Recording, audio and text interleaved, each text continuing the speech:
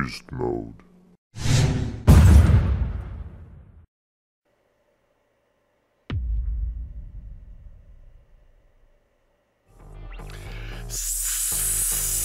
Je suis un serpent en sans rire. Salut tout le monde, c'est Busmo3, comment allez-vous?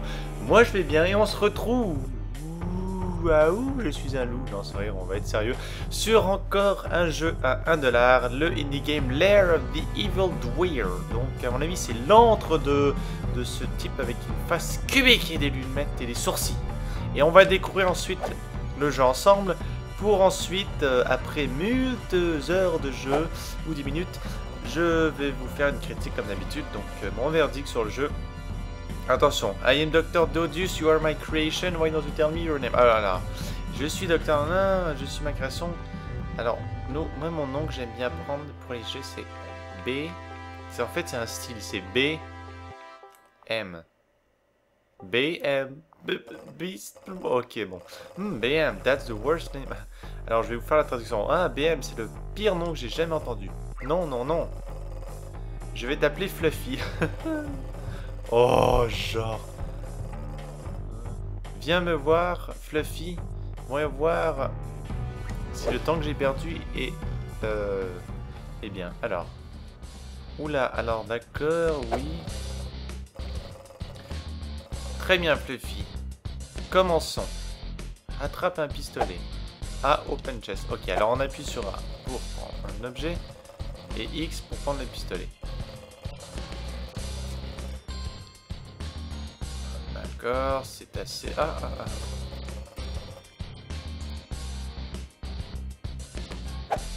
Voyons si vous pouvez voir, si vous pouvez frapper, tirer sur quelque chose. Tirer avec RT. Putain, c'est ultra sensible. Là...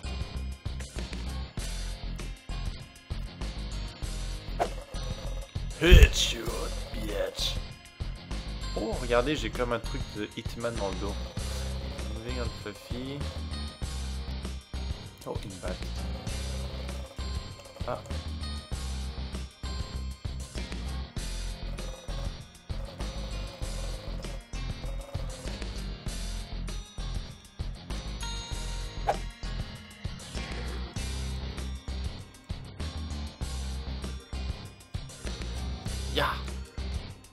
Ya, combo. C'était embarrassant. Bon, ok, les gens, ça m'a l'air original. On va jouer pas trop longtemps quand même. Maximum 4 minutes. No, my time is test, get a shotgun. Oh! Alors là, allez, prends le X. Voilà, bon. Alors, comment on change d'arme? Y, d'accord. Ah, des munitions. D'accord, les munitions sont dans la barre bleue. Nanana. Et les zombies, ils restent là tout le long, ils ont l'air cons là. Allez, survive if you can. I rather hope you don't. Voilà, survivez si vous pouvez, j'espère que vous pourrez pas. Oh! Oh!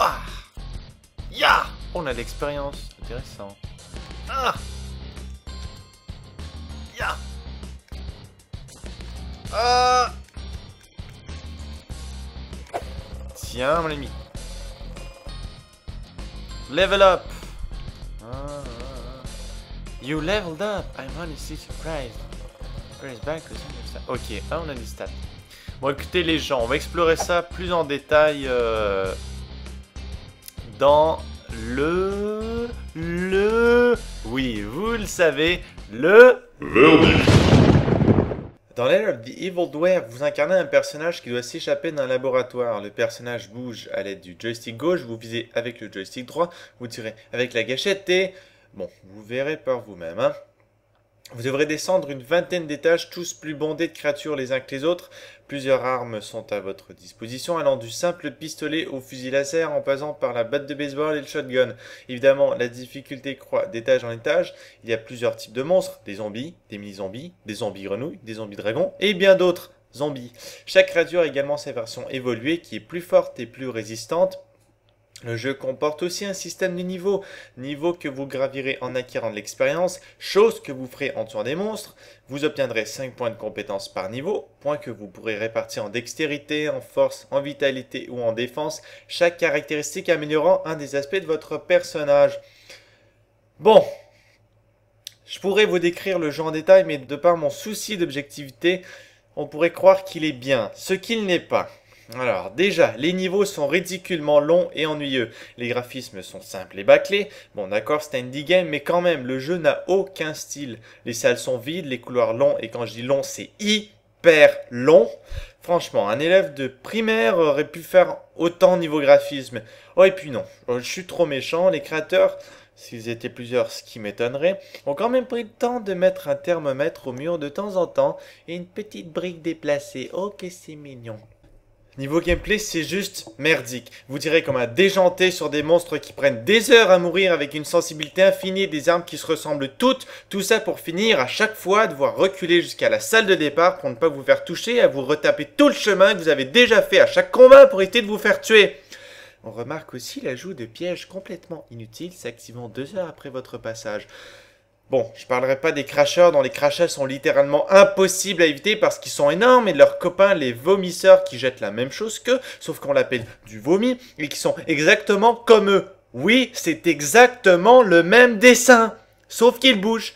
Ah, il y a aussi les dragons qui sont impossibles à éviter, non seulement parce qu'au moment où on entre dans la salle, ils sont déjà en train de te foncer dessus, mais aussi à cause du système ingénieux de « je ne vois pas ce qui n'est pas dans mon champ de vision ». Système qui a totalement sa place dans un jeu où on voit notre personnage de haut, personnage qui, soit dit en passant, est affreusement laid. On alterne aussi entre les salles vides et des salles ridiculement pleines. C'est pareil pour les boîtes. Une fois sur 100, il y a quelque chose, le reste du temps, t'as rien. Et des fois, il y a une putain de bombe cachée qui t'enlève la moitié de ta vie. On vient à bout de nos munitions, le temps de le dire, on finit tout le temps avec un putain de pistolet complètement inutile et un 2x4. Oui, un putain de 2x4. De temps en temps, on chope une arme dans une boîte, arme que 95% du temps on a déjà sur nous et qui est même pas chargée. Les chargements sont incroyablement longs étant donné la qualité des textures, si on peut appeler ça des textures. Mais la chose la plus ridicule, c'est notre vie. Les dommages que nous font les monstres sont, drôle de hasard, monstrueux. Heureusement, on peut reprendre notre vie.